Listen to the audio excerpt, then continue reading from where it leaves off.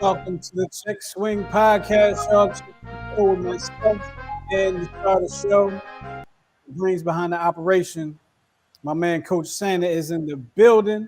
First time back all year, I guess. So happy New Year to everybody. And this is the Check Swing Podcast. So if you're checking us out on the new Twist Radio Live, you are checking us out with the Check Swing Podcast. So welcome and enjoy your time. um, Coach Santa, you know how I like Yo, to start the shows, man. I think to ask my people how they been. So, my good brother, how you been, man?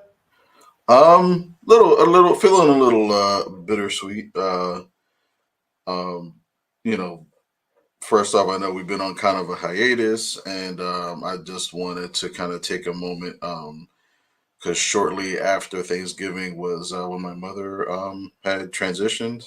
She had passed away, and it was a time of reflection, a time of looking back, remembering all the good times, even the challenging ones.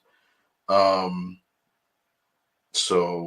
glad to be back, doing what I love to do, talk sports, and uh, you know, talking ish with my bro, and looking forward to 24. And it kind of caused me to start, not to get all melancholy, but death kind of gives you different perspectives, and but it also it kind of got the ball rolling on a couple things I've been sitting on. You know what I mean? So as you Absolutely. know, we started, a new venture, a new business that we will reveal to the world over the course of the summer. Once we get Can't things wait. together, Can't wait. Absolutely. yeah, looking forward to that. Bottom line, just doing things in areas that they keep taking away from us and our people. So that's kind of the premise. We're using sports and arts, but that's a little tidbit. Other than that, I'm cold. My arthritis is Akatin Uppa. I keep forgetting I got new glasses, so I got to keep wearing them.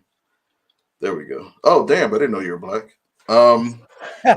So so yeah, just uh, I'm looking forward. It's things are well. Things are well. Things are good. Things are on the like. I'm excited. I'm excited for 24.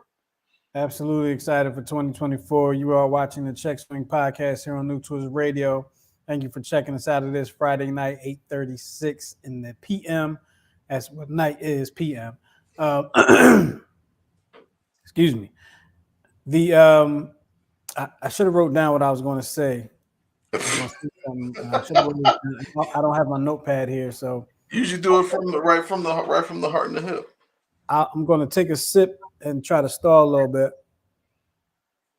Cranberry juice. You should have Um, lied. You should have lied like Dean Martin, been like, it was are a you stalling spirit. now? You stalling now too? So tonight we're going to open the phone lines back up, and the phone line is 669-275-0323. So let me. I actually, I actually forgot to open the phone lines. So I'm going to go ahead and do that right now. But as we're doing that, today was an interesting day in the world of sports because there was a sport, probably I guess the biggest sports story of the day thus far, unless I missed something within the last couple hours, was the fact that Sports Illustrated laid off basically like everybody. Laid off basically their whole entire everybody. I don't mean to laugh; it's not funny, but um, I'm just like it's kind of up in the air what's happening with Sports Illustrated now. I got to be honest, if you checked out any of the New Twist Radio story today on Instagram or my LinkedIn or anything like that, you will see. I did a quick 1 minute read about the situation, something I put together about the situation. Um, I said that I haven't. Well, no, I didn't say it in this. I said it in the post. Excuse me, but um, I didn't say it in the recording. I said I typed it out in my post. Let me be clear on that. But it's almost like the last 10 years of Sports Illustrated. Mhm. I haven't really heard about Sports Illustrated. You know what I mean? Like you would hear about them after a championship because they had the special package that they would You get sell you. you That, get the football, the licensed yeah, magazine, all that, a you piece of know. the grass, a piece of the ticket or something. Um, but like the only other thing you hear about with Sports Illustrated over the last 10 years kind of really was um, the swimsuit edition. I When the was just swimsuit, gonna say I forgot all about the swimsuit edition. yeah, like but that's like the only time you really hear about them anymore is the swimsuit edition. So, and then ESPN kind of stole that thunder a little bit with their body issue when you had ESPN the magazines, and they still do the body issue. But everything is going digital. Of course, Sports Illustrated has a website, but it just to me from the outside looking in, I didn't study the situation. I know the whole thing just happened today. I feel like Sports Illustrated kind of didn't do enough to remain notable, right? It was like, Relevant. yeah, to remain relevant because Sports Illustrated was always a trusted name in sports, has always been, always will be, hopefully. Um, but I just feel like, and I'm just spitballing because I have no idea what their plans were, what their budget. I have no idea, but I just feel like Well, hearing a Sports Illustrated podcast on the mainstream advertisements, maybe seeing a Sports Illustrated show. You know, I'm sure they sponsor something somewhere, but a Sports Illustrated network, which I know costs a lot of money, but something to kind of push them forward in this industry. well, it looks like based on the report, it all comes down to money. They couldn't pay their licensing fees to the parent company, and they were actually playing on. And ESPN did this a couple years ago, where they started laying off or they started getting rid of like beat writers, like they got rid of like Jason Stark and all like the paper guys, you know. But they kind of did it because they like screaming and yelling, and they think that that is what people actually care about. But whatever. Um, but the parent company that owns Sports Illustrated, which I believe is the Arena Group, they missed a payment of $2.8 million back in November. And then on top of that, Sports Illustrated was accused of there's accusations that they're publishing AI generated stories from fake journalists. So that on top of the fact that they're letting go of actual real journalists that have been on the beat for so long might explain a little bit of his demise. And it's kind of a trickle down effect because now it looks like the Los Angeles Times, um, their employees are staging a walkout to protest planned layoffs. So Mm. it was kind of a scary thing. I think it was one of the local Philly guys, either Domowitz or it may have been Didinger, that was talking about something like this potentially being a thing later on, especially with the advent of online subscriptions and everything like that. And Mhm. it's kind of like with it's kind of like that whole thing with like Lyft and Uber versus like the taxi industry. It's like the taxi industry just failed to be up to date and be latest and greatest with technology. So rather than get on board, they kind of fought and lost, because everybody knows Lyft and Uber. But it just could be like you said, like they just didn't change like they should have or could have, if you will. Yeah, and I wonder if some of it was because of money. Maybe they couldn't step into that next realm. I mean, you know, as you mentioned earlier, with some of the shows that are on TV, all the screaming and yelling about sports and stuff, how the industry has kind of went that way. It's very interesting to see that Sports Illustrated hasn't taken that route, Right. and um, so I'm going to be very interested in seeing how this plays out with Sports Illustrated. But you say they're using AI generated There uh, was there there was stories.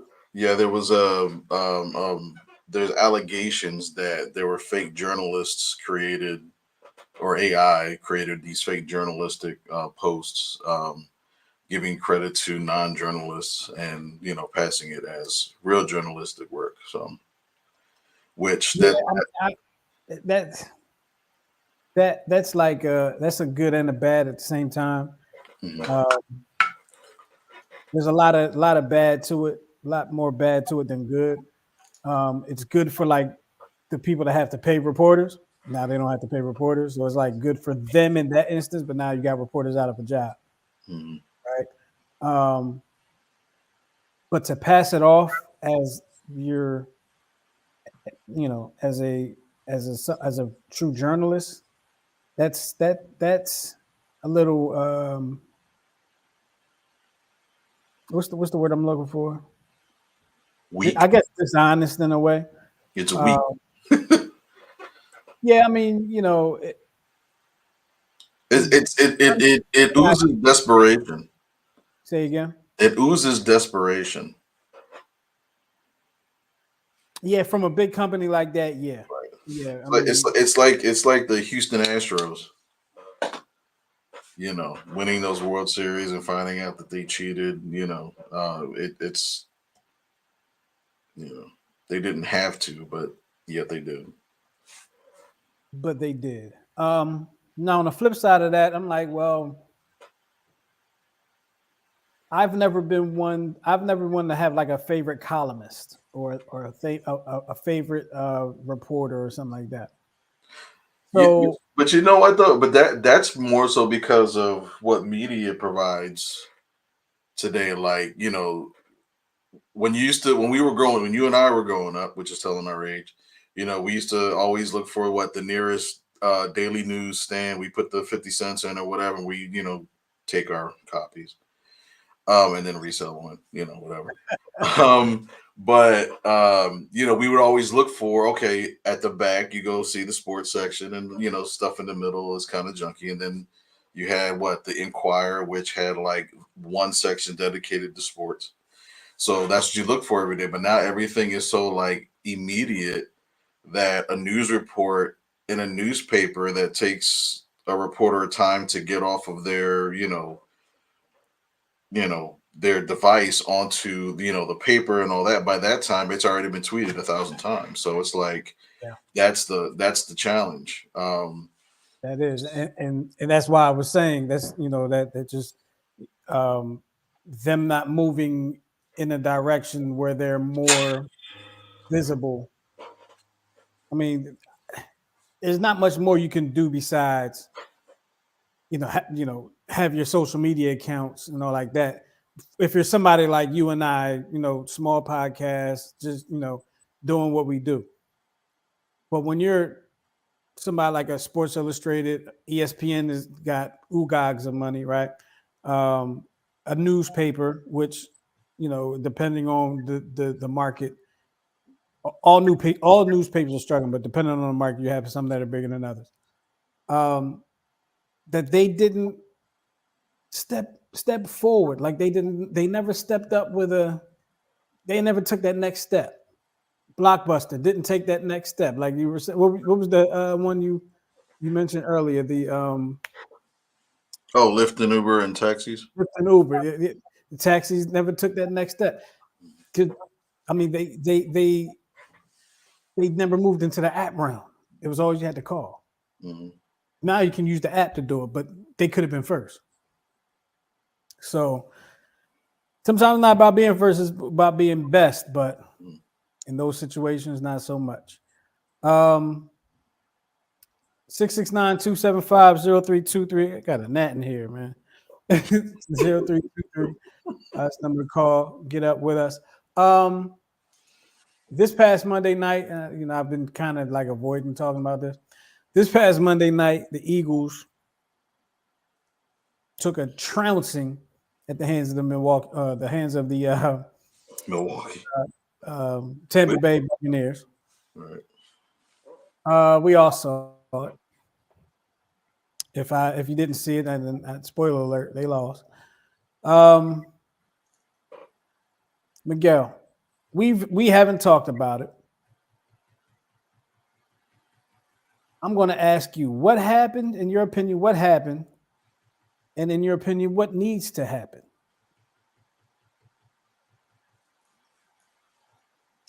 Okay.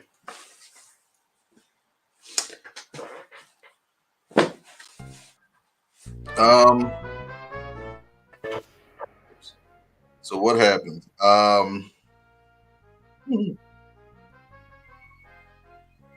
I think that what happened was it all kind of goes back to when they made the decision. I believe it was after the Seattle game to go with Matt Patricia as defensive coordinator to run the size defense, whatever you want to call it. Um, and I think that I personally think that they quit. Just the way that just the way they were tackling, it was like they weren't even going after the tackle. They were just letting players kind of come to them, and then they would just kind of turn over. It just seemed like they just quit, in my opinion.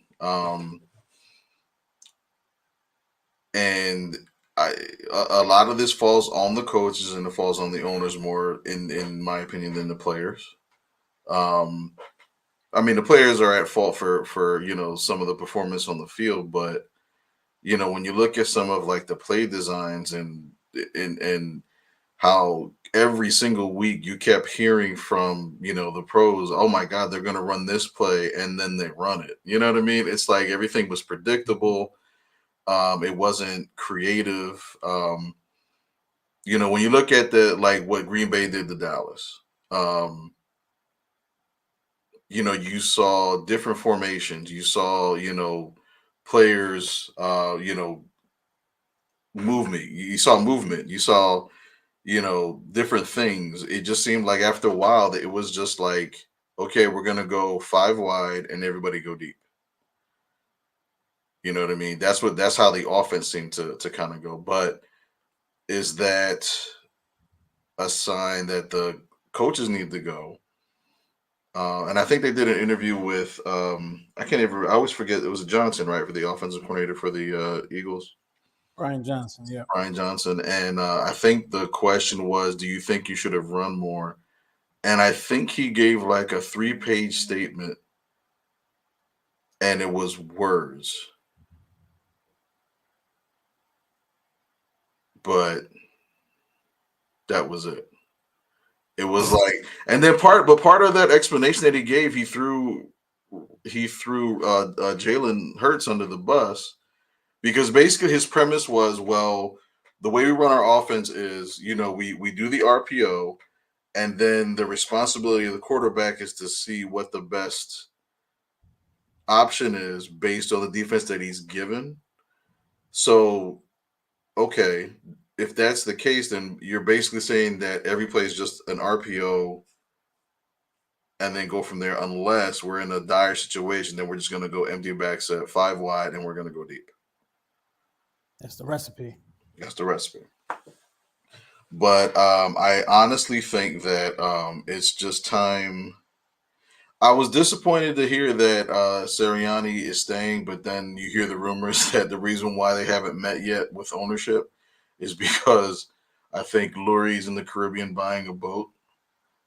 Rich people problems, boy, I tell you. So They're meeting today. I think they're meeting today. Yeah. So I'm hoping that, and you know what, it would happen on a Friday, wouldn't it? So if he's gonna get fired, it's gonna happen today. So yeah, Sirianni has like this. He has like this hate to face. Like, you have a kid. Yeah, he has like that nonverbal, like, kick me right in my nose, like, so it breaks in like four places. You know what I mean? Because he does goofy stuff. There's this meme of, remember, I think it was the Super Bowl when I think it was Jalen Hurts and he was just looking at Sirianni, and then Sirianni was like, "Yeah," and then Jalen is like, "No, don't do that. Don't do that." it's like he's like a rah rah guy. Like he's He's fiery. He's definitely fiery. yeah, but it's not even fiery. It's like,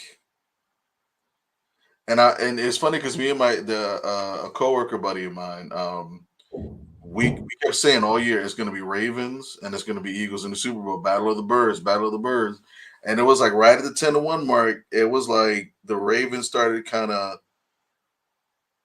fixing their small issues, and now they are kind of like the juggernaut. That's why they got the number one seed, and we just kind of like we're like, okay, we're good enough. We're just going to make the playoffs, and that's it. But yeah, I think they quit. One slight thing I will say, Mm. what was that noise? Was weird. It sounded like a bus was What did it stopping. come from me? I think so. It was like shh. It sounded like a bus was like kneeling down or something. I don't know. Maybe it was my train of thought. But I think, oh yeah, I think too that the biggest thing was, remember when we didn't re-sign CJ Gardner Johnson? He signed with the Lions, right? Right. And there Yeah. was something about that move. I was like, I don't know. I think we should have kept him. So we lost him. We lost Kaiser White. Now, granted, he was on the IR for most of the year with the Cardinals, but when you think about the linebacking core that we have, other than Hassan, we had to get Leonard late in the year. But we had TJ Edwards who went to the Bears and Kaiser White who went to the Cardinals. And the Right. Eagles historically have always done what? Don't like linebackers. That's why they got Jeremiah. They got rid of Jeremiah Trotter the first time, but then when he came back, we went to the Super Bowl. So it was it's almost like with the Flyers. Like for decades, the only missing piece of the Flyers was they needed a goalie, but they never got. They always went. They always went dollar store discount on the goalies and then spent money everywhere else. And I think that's what's happening with the Eagles. They don't spend enough or concentrate enough in certain areas, and then when you have a good linebacking core, they get rid of them or they let them walk.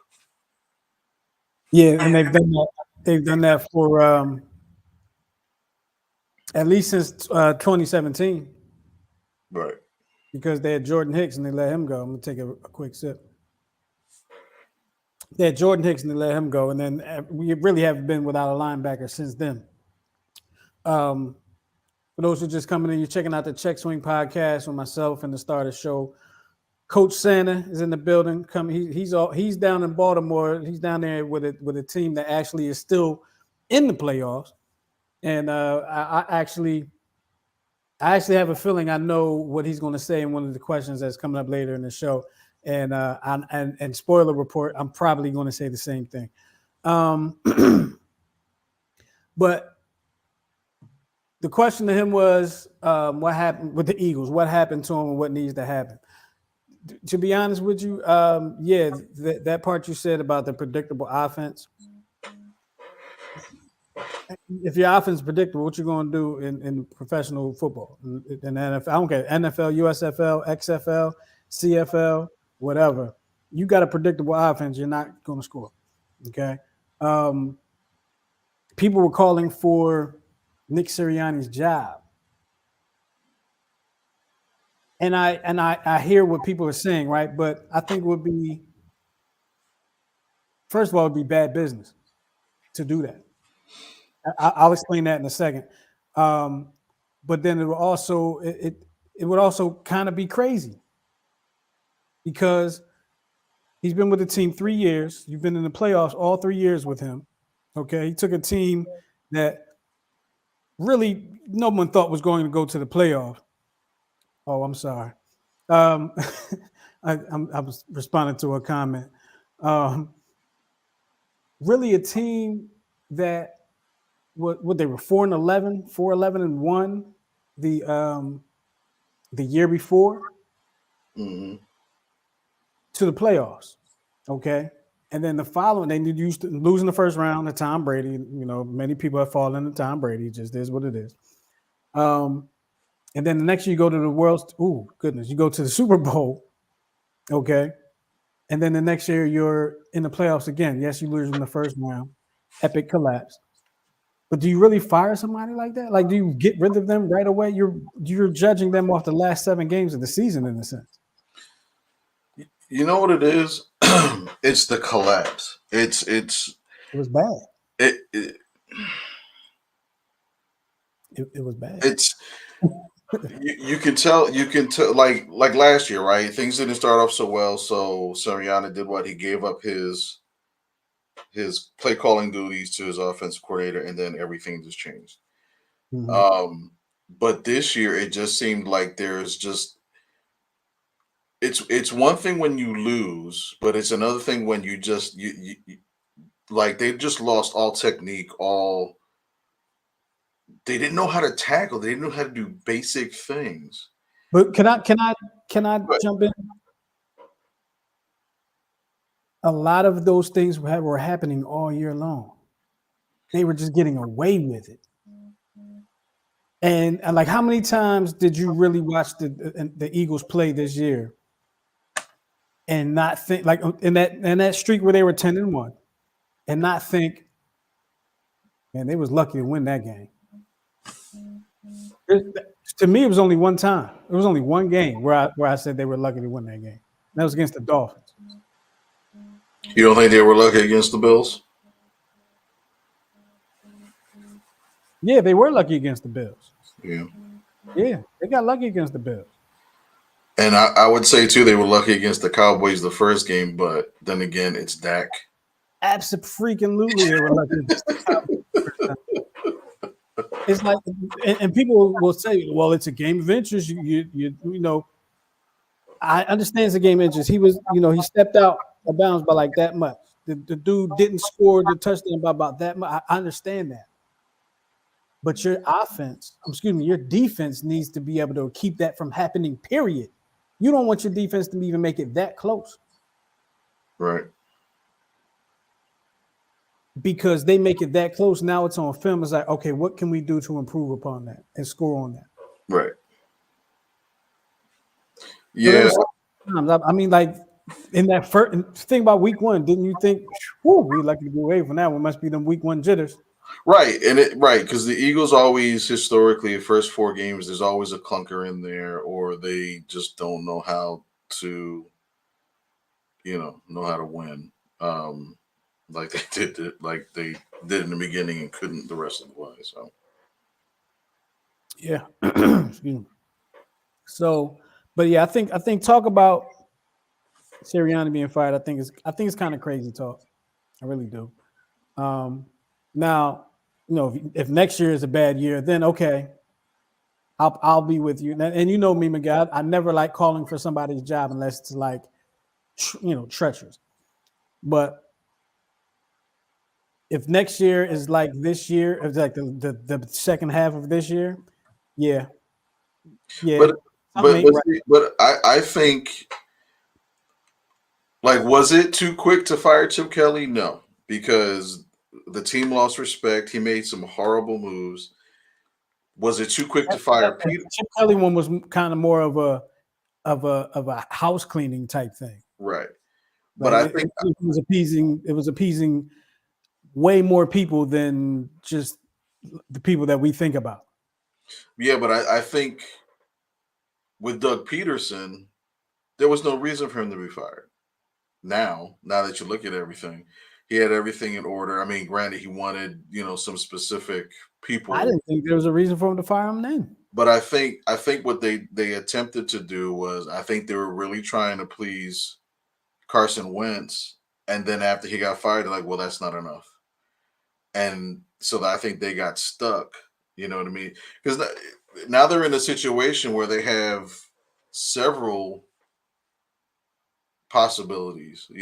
Good coaches out there. You know what I mean?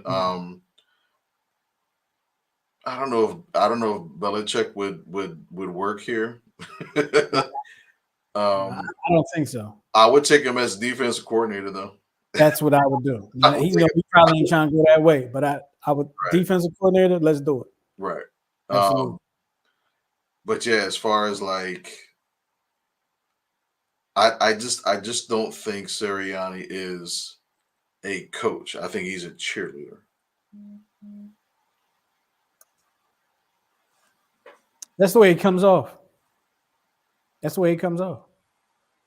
Comes off as that rah rah guy, gets you amped up, gets you ready to go out and run through a wall, but not necessarily prepare you for the impact that wall is going to give you.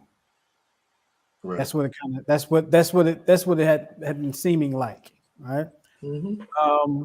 669-275-0323. Phone lines are open. So Hold on, I gotta razz somebody because somebody told me that the team that I'm coaching now is not as good as the team I was coaching before. So since he plays for UNC, I'm gonna tell him go Duke. whoa, whoa, whoa, I'm sorry. whoa, Oh, I forgot. I hit a whoa. I'm record, not on didn't your side with this one. I? I apologize. I am not on your side with this one. So I have I'm a gonna show you person. something real quick. I'm gonna show you something. Uh-oh. And I'm mixing up my live. Can you see that right there? There you go. Bought that from the bookstore on the campus of Chapel Hill. Well, Yes. and I got this from a gift from one of my former players. Listen, you need to wash your mouth out with soap then. I do. I do.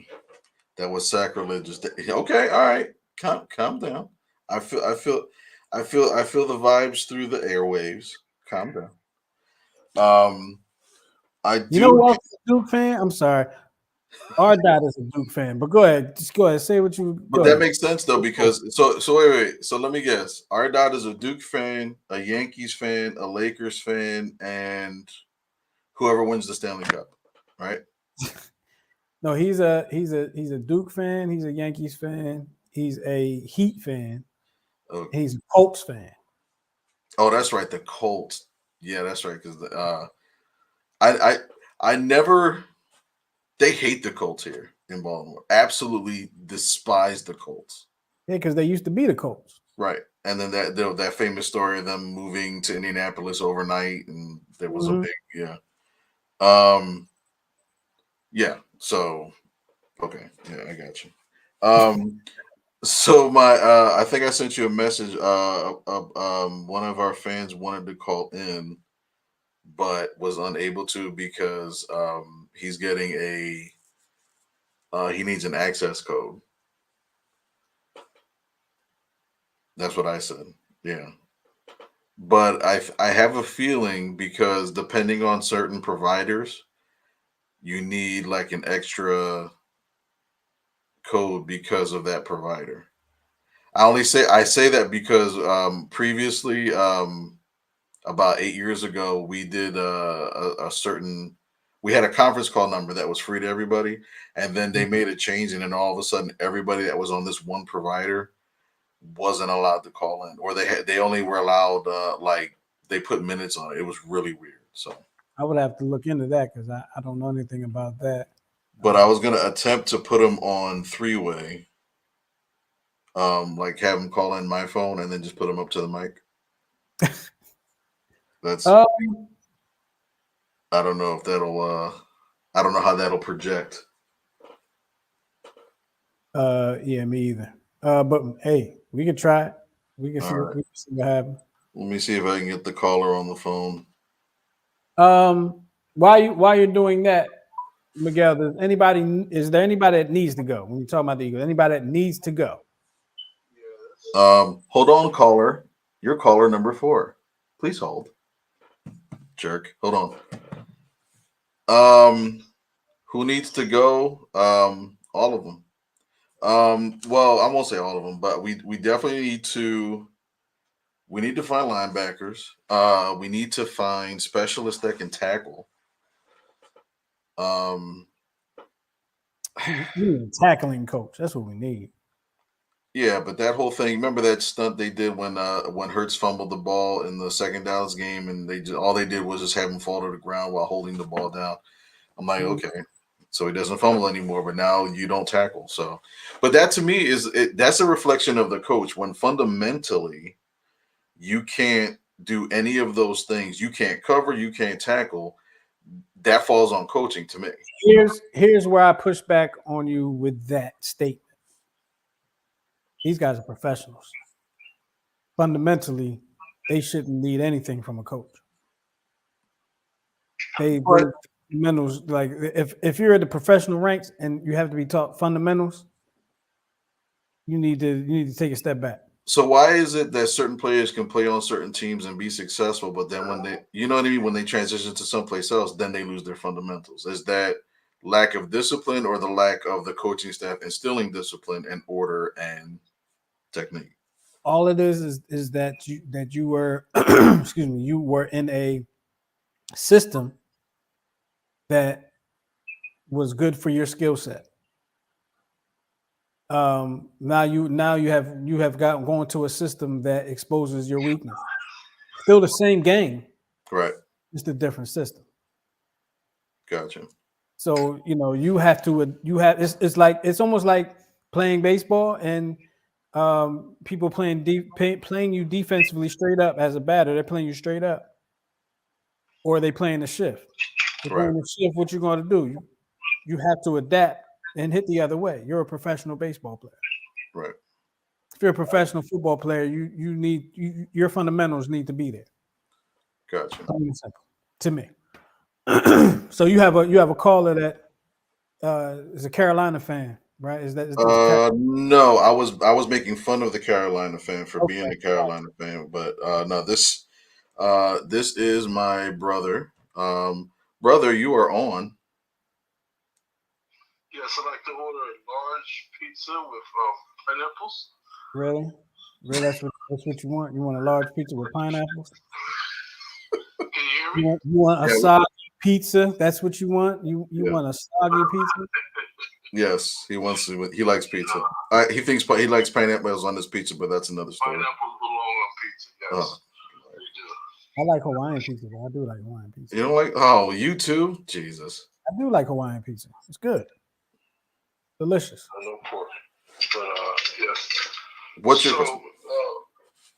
the the changes that are. Do we get an update on finally on what the outcome is for Sirianni? No, but while you're talking, I can look it up right now. Yeah, the last we heard was they're supposed to be meeting today, but nothing's come Yeah, out as far yeah, as we're way past the today, right? right. So I guess they're not going to say anything until maybe early tomorrow when nobody's reading the paper. Right. I don't think they're looking to do anything. However, I know that Lori is a big time Belichick fan and New England Patriots because he was trying to purchase them at one time. I remember that prior to acquiring the Eagles, but he loves everything New England. I guess that's why we got Matt or Fat Patricia, who I totally don't like. We can't coach worth a lick, but Belichick likes him, so I don't get it. But He brings up a good point. Like I didn't even think about how Jeff Lurie, like he's from New England, the New England area, something like that, and that could be a factor when trying to go out and get Belichick. Please don't get Belichick though, please. So caller, who would you get then to either replace Sirianni or Hold do on, you what's the caller's name? What's his name? state your Toronto. What did he say? Geraldo, Geraldo. Oh, Geraldo. Okay, go ahead. Ask me a question, Miguel. Yeah. So who do you replace? Do you replace the whole coaching staff? Do you like who do you go after? The coordinators really failed them, but that still falls on Sirianni. I don't like Sirianni in the press conferences at all. It's like horrible to hear. He's showing that he has no coaching acumen whatsoever. He doesn't know about football. He's not an offensive coordinator. And if you recall last year, he tried it and they took it away from him. And the OC last year was very successful.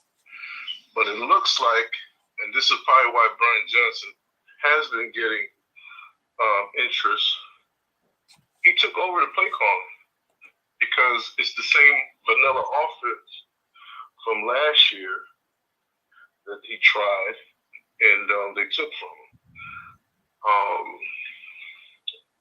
Desai is overwhelmed. You got the talent, you got everything there, but it also falls on Howie because he doesn't draft linebackers. I don't know where this philosophy comes from. I mean, you don't have to get one in the first round. Because if I'm not mistaken, Hall of Famer, what's my man's name? Baltimore Ravens was a 6th-round pick or 2nd round. Ray Lewis? Ray Lewis. What was his pick? He wasn't a first rounder, was he? I don't believe he was. Let me see. I don't remember what Ray Lewis was. Yeah, so you don't have to draft him in the first round. There hasn't been a Khalil Mack in a while, and I get analytically why you don't draft them early, whatever, but you don't draft them at all. And the ones that they did have, they didn't develop, and they're doing well elsewhere. So you gotta revamp the whole defense, the philosophy, the coaching. You gotta get coaches that know how to teach. So even though he's one of the people that I like, let's start with the coordinators, and I like saying his name because I think about the game in the '80s, Tic Tac Toe. Wink Martindale. And the reason why I like Wink Martindale is he's a Ryan prodigy, the 4-6 defense. He comes from Rex Ryan and his father, Buddy Ryan. So he's from that tree, that middle tree. They had a linebacker coach that they got rid of that's now in the Ravens. Was another individual that I think was. I think it was Darius Slay that said that he probably should have been the coordinator, the defensive coordinator. He should have been. Yeah. And I don't know why they got rid of him. I think, if your philosophy doesn't fit, and this is the other problem, they'll never admit it. But Jerry Jones, Jeffrey Lurie is trying to be Jerry Jones. He's interfering too much. They won the Super Bowl in 2017 with Doug Peterson. And the reason why Doug Peterson was successful is they followed the philosophy that Andy Reid had. Andy Reid surrounded himself with teachers. Jim Johnson. He had Ron Rivera. He had the defensive back, Leslie Frazier. He had all of those guys who could teach the skills all over the place. All you have is stopping on the line. You don't have teachers in the other positions, the position coaches. You got rid of Deuce Staley, who I think is also a good coach. So you got rid of the teachers, and then you're starting, and I don't know how the NFL, how they do that, but how do you give the Super Bowl loser the toughest schedule in the NFL the following year? I mean, that's a hell of I'm going to stop you there, Geraldo, and appreciate you hitting us up and supporting us. I got to stop you right there because I'm not one like you. They had to play a first place schedule, so it was all. I think what the 8 to 14 games were already already set to who they were going to be playing, and then they had to play a couple other first place teams. Now the way it fell with what they were calling the gauntlet, that way it fell. That was that's rough. Yeah. But if you're going to be a champion, you gotta knock the pins down that's in front of you. So No, that's true. I That's always true. push back against people talking about the schedule. The schedule is the schedule, and last year people talked about the schedule was too easy, Right. and they thought once the Eagles played some tough competition, it was going to they would look like the way they did at the end of this season, but it didn't happen that way. It just so happened now that this was the tough schedule, and then it kind of turned around at some point. They started off great, 10-1. They started off great, and then just fell apart after San Francisco. And honestly, to me, San Francisco, not only San Francisco, but the Jets too. People don't talk about this. They put the blueprint together on how to stop that Eagles offense. They did. And everybody was reading that same book the rest of the season. They got one win after that. One win. And again, they were lucky to get that one. They were lucky to get that win. So All right, thank you, caller. thank you, caller. We appreciate you. He still wants the large pizza, Hawaiian. Thank you. All right. Thank you. So wasn't going to get into it too much. I don't really want to get into it too much about Jason Kelsey having the coaches back and saying he's a great coach and all like that. That can be another conversation another time. We put out there earlier this week, well, I guess it was Tuesday morning, that Jason Kelsey was saying he was retiring. He has since kind of walked that back ever so slightly. Said he's not, ready to make that announcement just yet. He said he'll know when the time is right. If you all ever check out his podcast with his brother Travis, excuse me, he mentioned it then. So we'll keep an eye on that. Jason Kelsey's still at the top of the game, so it's hard to walk away when you're at the top. But 13 years in at that position, man, listen, that's tough. That's tough. So Miguel, I wanted to know. I don't know if you have the documentation there, but I know you wrote it down. I was wondering if you have our predictions handy. And I should have mentioned this pre-show, but I forgot. Looking at some other stuff. That's shame on me. Because I'm pretty sure I probably had them predicted at about 14-3 again, or something like that. Maybe 13-4 again. You always pick 14-3 every year. I do not have that documentation. AKA the blue toilet roll sheet. Well, don't even worry about that. We'll just move on to the to this year's Super Bowl and this year's playoff situation. Now that the Eagles are out, who you rolling with? Are you done with football, or you still gonna be watching and rooting for somebody? I always do this. Once my team is eliminated, the Eagles, then I kind of I look for like either a juggernaut that I like or an underdog. So I'm loving the Detroit Lions story. Even though I'm not a golf fan, I just don't like his game. I just never liked his game. And also Jordan Love from the Packers. I mean, he just played the perfect game and looked a little eerily similar to Aaron Rodgers as far as like form and like the short throws and like the pinpoint accuracy. I'm a little worried about playing them next year. Yeah, so am I. No worried about it. He's going to pick us apart. Every time I think that about a Green Bay quarterback, we end up winning. But it's going to pick us apart if our defense is looking like it did at the end of this season. But I think it will be. I'm thinking it might be a Ravens 49ers rematch, or Ravens and maybe Green Bay. Maybe Green Bay will be the that sleeper team that has awoken. You know what I mean? So So I just kind of changed up my pick just while you were talking, and I'm going to explain why.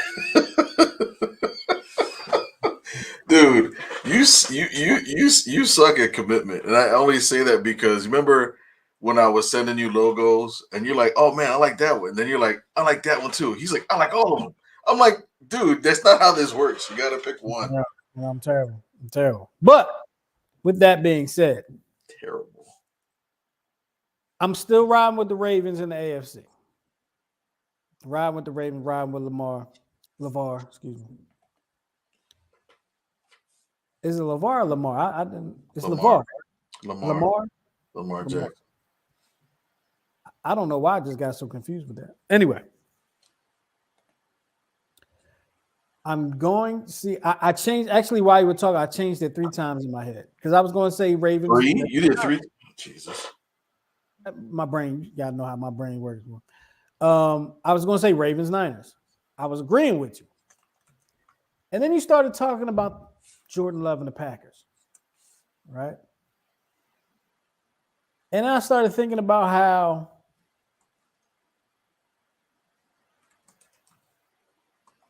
when teams tend to have the bye, historically, they will sometimes come out rusty and have gotten beaten. Eagles, luckily, that was not one of their fates. But we have seen teams get the bye and get upset. I feel like for the first time ever, there will be a team that will beat the Cowboys and the 49ers in the playoffs, in the same playoffs. And it will be this year's Green Bay Packers. Okay. Now, I don't have the Bucks beating the Lions. So we got a Lions Packers in interdivision NFC championship. Ooh, I like that. That sounds kinky. Now, when you have that, the Lions have a pretty good home field advantage right now. Those fans are fired up about their Lions right now. I still hate golf, and I would hate golf in that game. You will see a Lions Ravens Super Bowl this year. That doesn't even sound right. It doesn't come off the tongue That's well. because the Lions haven't won anything since way before we was thought of. Way before we knew who Barry Sanders was. Way before, we got a bunch of comments up here. Let me see. Let me see if any of them are. Oh Lord, that's y'all going back and forth. Oh geez. Okay. Well, I only been able to make one comment so far, but So I'm going out on a limb. I'm going to say Detroit and Baltimore. Not going out on a limb. Well, this is the year that Lamar gets over that hump, that playoff hump. He also has the bye, and it could be his team that comes out flat. But I'm predicting it's going to be the 49ers. The 49ers had an early bye, if I remember correctly. They had an early bye. And then they just kept playing and playing and playing and playing. And maybe they didn't have early, but they've been on a roll. yeah, but They've been on a roll. the way the Ravens picked them apart, the 49ers, I think now everybody has what you said, the remedy for the 49ers. So if the Packers follow that, I think the Packers will be okay because their offense is explosive at times, as you saw against the Cowboys. Their defense is still fairly young and suspect, but I think for my money's worth, I would love to see a Green Bay Ravens Super Bowl. Um, although, I I would like mean, to see that. I would like to see that. so all right, so let's do this. If the Ravens lose to the Texans and the Buccaneers beat the Lions, how does that change your?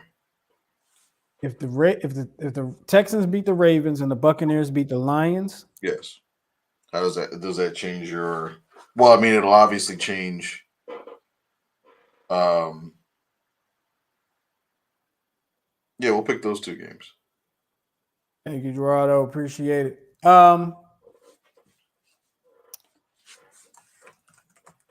If the Texans beat the Ravens, that means it would be Texans and whoever wins between the Bills and the Chiefs.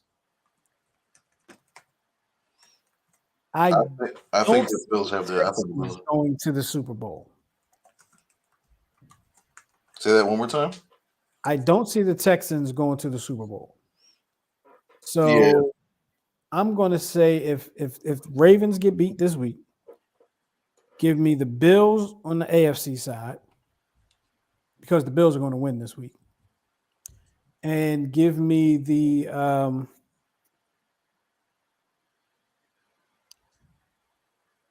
it would be between, let's see, so I guess you're asking me to that I'm still going with my Packers beat the Niners in this situation.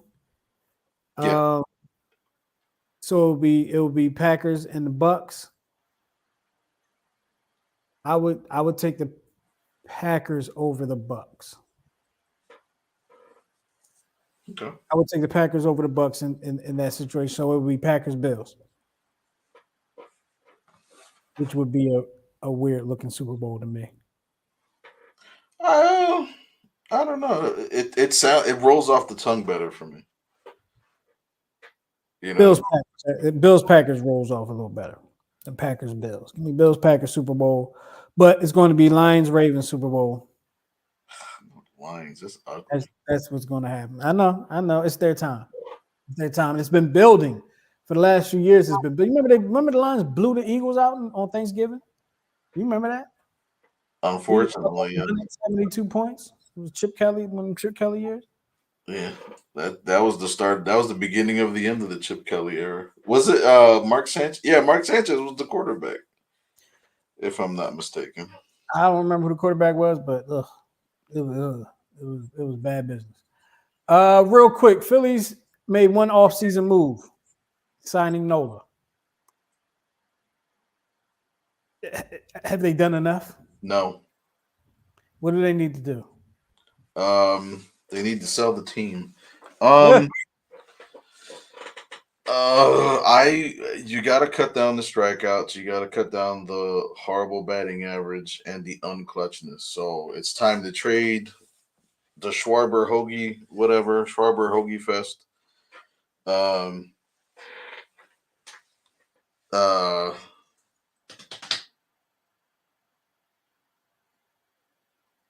I think that's the big trade I would make.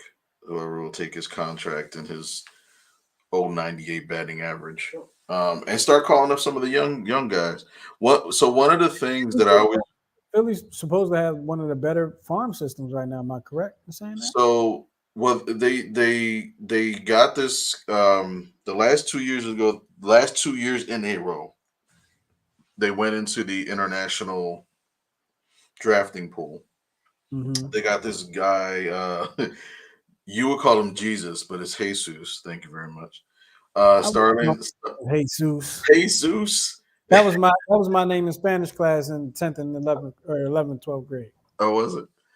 Was it good? Um, but they got their switch hitting shortstop from the Dominican. Go figure. Starling Kala. 5 tool potential, better defense than your Trey Turner, just as fast, hits well both sides of the plate. They have a Colombian shortstop named William Bergola, left hand hitting shortstop.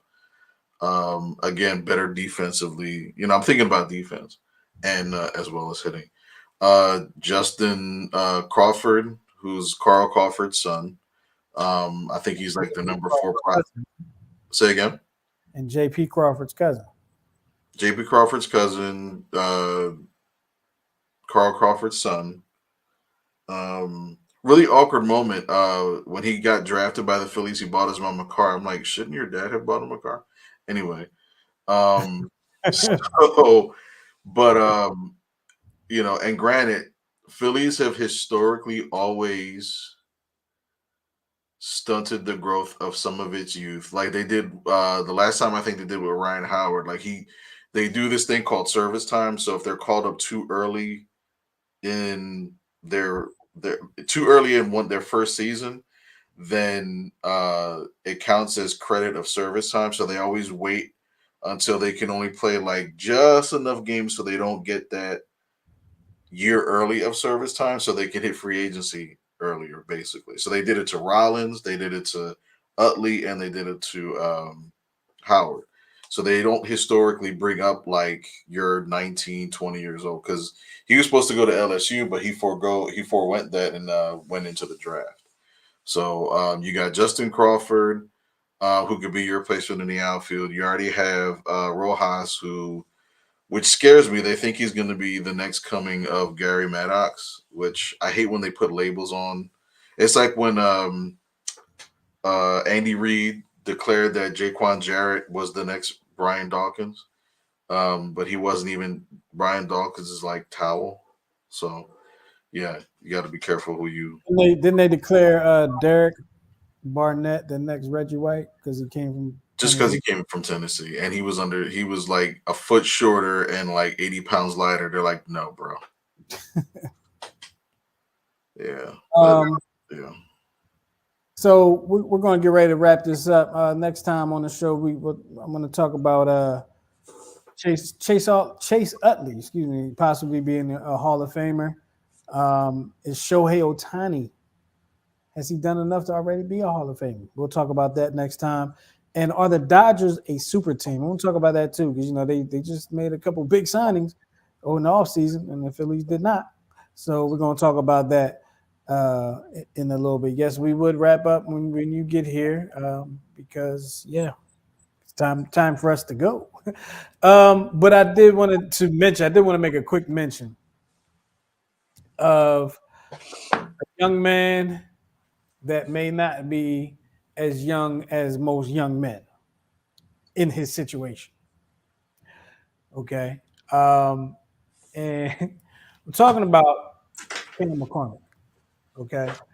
Cam Who? McCormick Oh, is a college football player and plays for Miami, University of Miami. And he will be coming back for a ninth year of eligibility.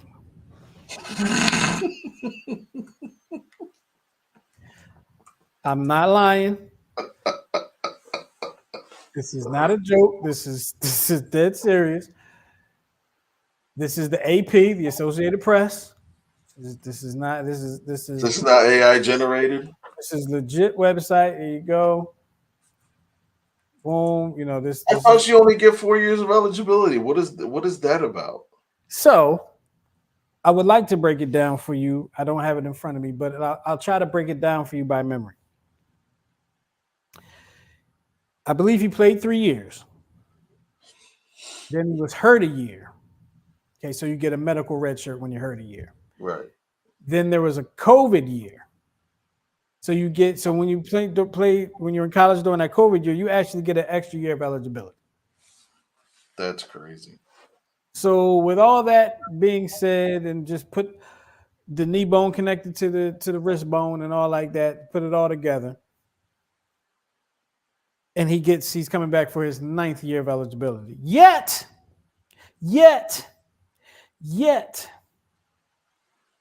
because I didn't go through the clearinghouse forms when I was in high school because I wasn't planning on playing any sports in college, I lost my final year of eligibility because you get 4.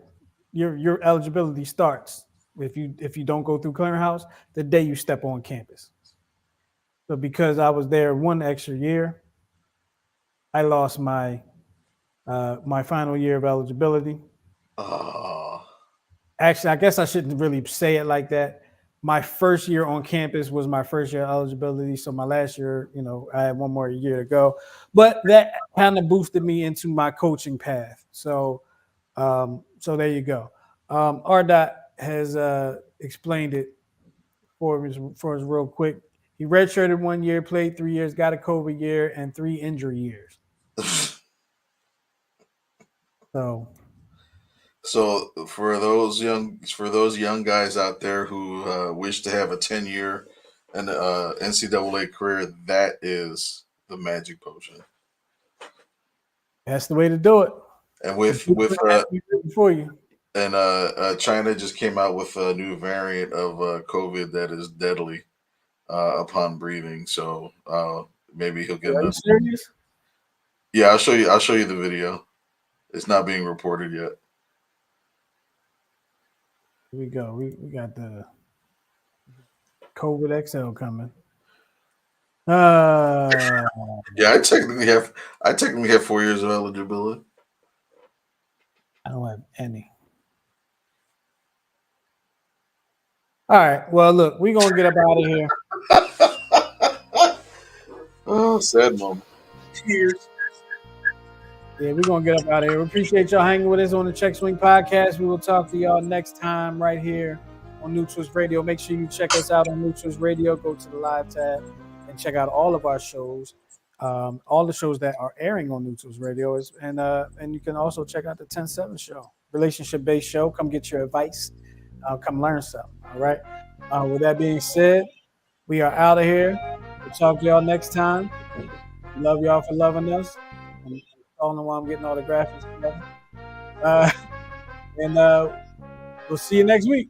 Peace out. Deuces.